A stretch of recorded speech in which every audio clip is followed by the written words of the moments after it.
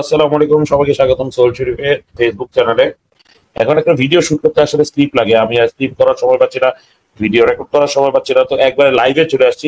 লাইভে চলে এসে আলোচনা করব, ট্রান্সফার মার্কেট নিয়ে একটু গল্প করব, জেনারেল ইভান গাতুসো ট্যাকটিক্স নিয়ে একটু আলোচনা করব, বাংলাদেশ ফুটবল টিম নিয়ে একটু আলোচনা করব, সবকিছু একটু একটু একটু একটু করে আলোচনা করব লাইভের মধ্যে।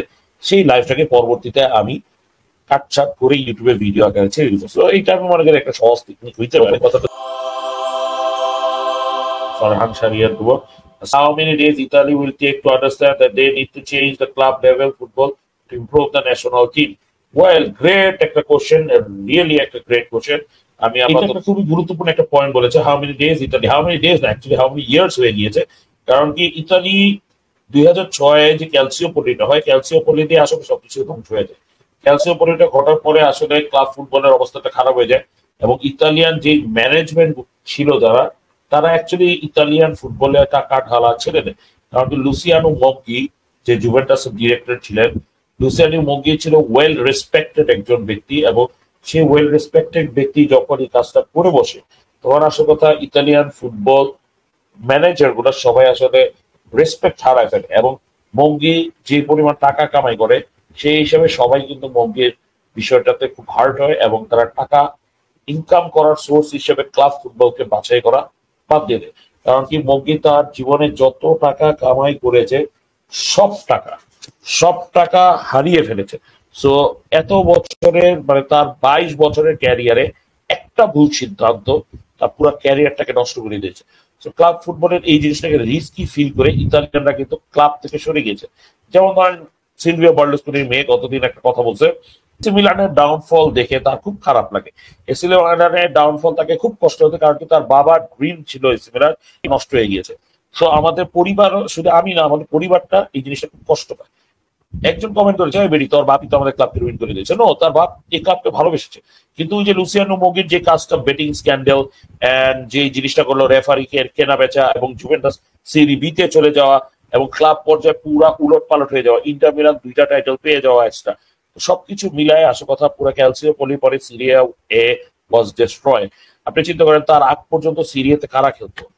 Nedved Ballon d'Or, Ronaldo Ballon d'Or, Ronaldinho যদিও ব্যালন্ডিওর পরে আসছে, Ballon d'Or power Zinedine Zidane Ballon d'Or from Syria. তারপর রোনালদিন হতো বললাম, মেসি, রোনালদো, ক্রিস্টিয়ানো রোনালদো, তারা ব্যালন্ডিওর সিরিয়া বাদে জিতেছে। আর কি আছে? ওয়াও, কাক্কা আমার টিমের প্লেয়ার, আমি ভুলে গেছি। মানে এত বেশি ব্যালন্ডিওর সিরিয়া থেকে আসছে যে আমি নিজের ক্লাবের রিকার্ডো কাকার কথাই ভুলে গেছি। So many Ballon d'Ors before Ronaldo and Messi, maximum Ballon d'Ors কিন্তু সিরিয়ে থেকে আসছে। And Serie top, one of the top league ছিল এই মোমেন্টে। পুরো লিগটা ডিস্ট্রয় হয়ে গেছে, এবং totally Inter Milan dominance carry করছে। তারপর জুভেন্টাস সিরি বি থেকে নতুন স্টেডিয়াম তৈরি করছে, তাদের লোগো চেঞ্জ করে নতুন ভাবে নিজেদেরকে তুলে ধরছে। And luckily they got Conte, ঠিক আছে, অ্যান্টোনিও কন্তেকে পাইছে, এবং ফ্রি ট্রান্সফারে, দ্য ফেমাস ফ্রি ট্রান্সফারে আন্দ্রে পিরলোকে পাইছে। দেন তারা 5টা টাইটেল টানা জিতে গিয়েছে। তো এই যে 2টা ক্লাবের ডমিনেন্সে কিন্তু ইতালিয়ান ফুটবলটা পুরোপুরি শেষ হয়ে গেছে। এখন যেটা হয়েছে, যেহেতু ইতালিয়ান ফুটবলের ম্যানেজমেন্ট নিজেরা হারিয়ে গেছে লুসিয়ানো মগ্গির কারণে, তারা নিজেকে ঘুরায় দাঁড়াইতে পারেনি, এবং গভর্নমেন্ট শিফট করছে তাদের প্ল্যান। যেমন আগে ফুটবল ক্লাবের পিছিয়ে টাকা ঢালতো, সেই জিনিসটা এখন আর ফুটবল ক্লাবের পিছিয়ে দেয় না। তারা যেমন অন্যান্য স্পোর্টসের পিছিয়ে দেয়, যেমন এই যে সিনর এইবারে লং টেনিস খুব ভালো করেছে, তার পিছিয়ে স্পন্সরশিপ, যে পরিমাণ স্পন্সরশিপ তার পিছিয়ে খরচ করেছে, মানে ওয়াও, একটা ফুটবল ক্লাবও এই পরিমাণ স্পন্সর পায় না। তো সিনারের খেলা যথেষ্ট ভালো লেগেছে, এবার ফাইনাল পর্যন্ত গেছে। আমাদের জোকোভিচ সে হারাইছে, তো 3-0 সেটে হারাইছে। তো সিনার খুবই ভালো করতেছে। লং টেনিস যদি বাদ দেই, মোটো জিপিতে অলওয়েজ ইতালিয়ান কেউ না কেউ ভালো করে। দেন আমরা বাস্কেটবলেও যদি দেখি, ইতালি ভালো করতেছে। ইনফ্যাক্ট ক্রিকেটেও ইতালি কিন্তু উঠে দাঁড়াইছে।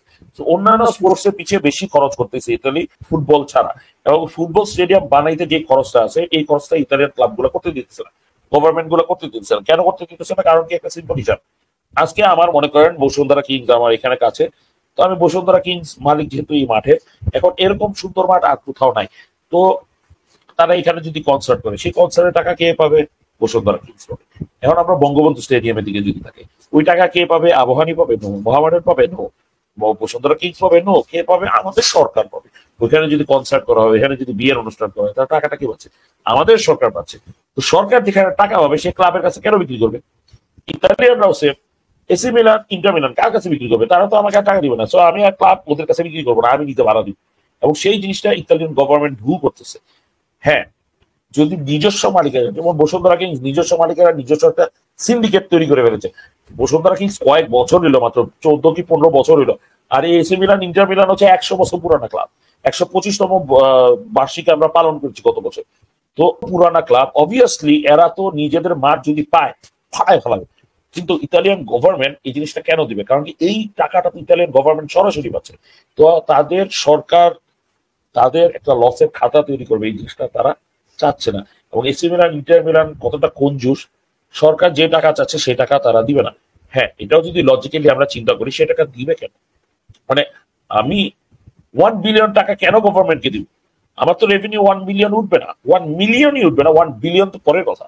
সো আমি কেন সরকারকে 1 বিলিয়ন দিব, ওয়ারেজ আমি মাত্র 45,000 টাকা দিয়ে আমি স্টেডিয়াম ভাড়া করতে পারতেছি। এবং সেটাই করতেছে ইতালিয়ান ক্লাবগুলো এবং গভর্নমেন্ট। এবং এই যে ক্লাবের যে করাপশন, সেই করাপশনের জন্যই কিন্তু ইতালিয়ান ফুটবল গুলা ডাউনগ্রেড হচ্ছে। এখন আসি আমরা প্রফেশনাল ফুটবলের ক্ষেত্রে। আপনি চিন্তা করেন ইতালিয়ান প্লেয়ার গুলা ডাউনফল করছে। বেন্টারেরাতে যখন ছিল ওই সময় আমাদের সবচেয়ে টপেস্ট ডিফেন্ডার গুলা কারা ছিল? মনোচ্চি, বার্জাগলি এবং কিয়ালিনি। তারপর কে ছিল? আনফর্চুনেটলি আস্তরি ছিল, সে মারা গিয়েছে। তারপরে কে ছিল? তারপরে কি তার কেউ ছিল না। এবং যেটা হয়েছে, ইতালিয়ান ফল এইভাবেই এসেছে।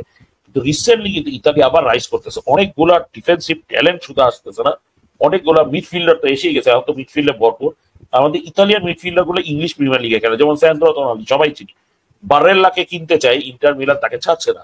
ফ্রাতেসিকে কিনতে চায় মানুষ, তাকে ছাড়ছে না। সো ইতালিয়ান মিডফিল্ড কিন্তু এখন যথেষ্ট স্ট্রং হয়ে গেছে। নট অনলি দেম, জর্জিনো ইতিমধ্যে ইপিএল এ খেলে, ওয়েল জর্জিনো আমার জীবনটাকে হারাম করে দিছে, কারণ কি জর্জিনোর জন্য আমরা একটা ওয়ার্ল্ড কাপ খেলতে পারি। সো জর্জিনো বাদ।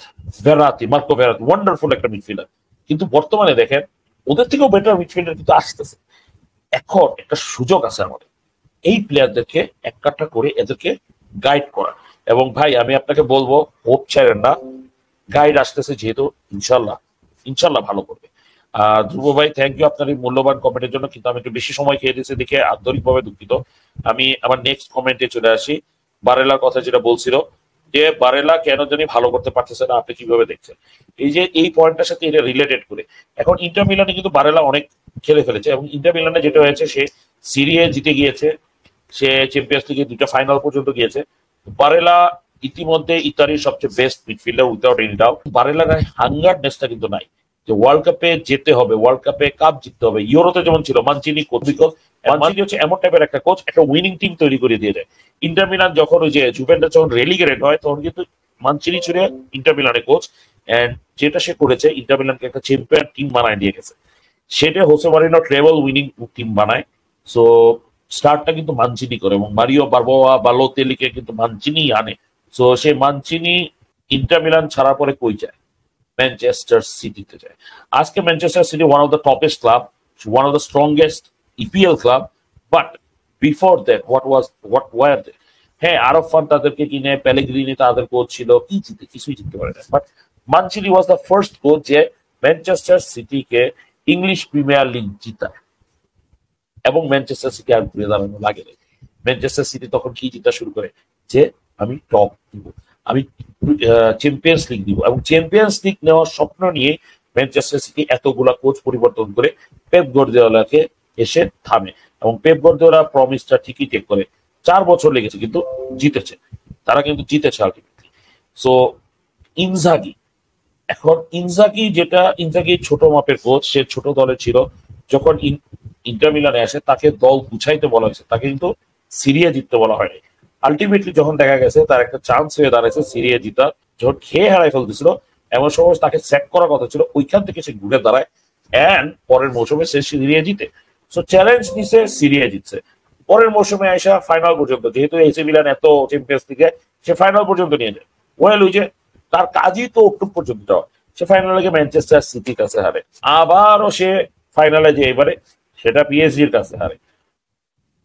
এখন সৌদি আরবে গেছে, আচ্ছা যাই হোক, ওটা ফ্যাক্টরটা। ফ্যাক্টরটা যেটা হচ্ছে যে বারেলাকে আরো হারাই গেছে। ওই যে তাদের কোচ ছিল ইনজাগি, ইনজাগি চ্যালেঞ্জটা গ্রহণ করছে ঠিকই, কিন্তু ইনজাগি নেক্সট লেভেলে যেতে পারে। সো নেক্সট লেভেলে যাওয়ার মতো কোচ কিন্তু বারেলা পাচ্ছিল না। আপনি দেখেন কন্তের আন্ডারে বারেলা কিরকম খেলতো, অ্যান্তোনিও কন্তের আন্ডারে বারেলা মনে হইতেছিল গাতুসো টাইপ খেলা খেলছে। ইতালি ন্যাশনাল টিমে বলেন মানচিনির আন্ডারে খেলতো, মানচিনি একটা উইনিং কোচ, মানচিনির আন্ডারে সে ফাটাই ফেলতেছিল। বর্তমানে ইতালি জাতীয় দলের কোচ হিসেবে যখন স্প্যালেত্তি আসে কিছুটা রিল্যাক্স হিসেবে সবাই খেলা শুরু করে, এবং এই কিছুটা রিল্যাক্স হিসেবে খেলতে গিয়ে কিন্তু বারেলাকে আমরা খুঁজে পাচ্ছি না। ৬৬টা ম্যাচ খেলা পরে যখন লাস্টে ট্রেবল জিতার চান্স হয়ে ট্রেবল হারিয়ে ফেলে, ভাই যে কোনো কেউ মন হারিয়ে ফেলবে। আপনি এসি মিলানের কাছে 3টা গোলে হারেন, আপনি পিএসজির কাছে 5-0 গোলে হারেন, নাপোলির কাছে 1 পয়েন্টে হারেন। এতগুলা স্ট্রেস পাওয়ার পরে অবভিয়াসলি তার খেলায় মনোযোগ থাকবে না, এবং স্প্যালেত্তি এইখানেই ভুল করছে নরওয়ের সাথে। বারেলার mentally depressed, Bastoni mentally depressed, Frattesi mentally depressed. So তিনটা ডিপ্রেসড প্লেয়ার নিয়ে সে নরওয়ের বিরুদ্ধে খেলতে গেছে, যারা একদম রিল্যাক্সলি খেলছে। 3-0 গোলে জিতবে না তো কিভাবে জিতবে? That's the answer to your question. বারেলাকে কেন আমরা খুঁজে পাচ্ছি না? Because he is depressed. তার ডিপ্রেশন কাটায় ওঠার জন্য একটা পারফেক্ট গোল দরকার। যথেষ্ট আমার পার্সোনাল চয়েস। পরে কোশ্চেন, যদি কোয়ালিফাই করতে পারে তাহলে ইতালি অবশ্যই চমৎকার কিছু করে ফেলতে হবে।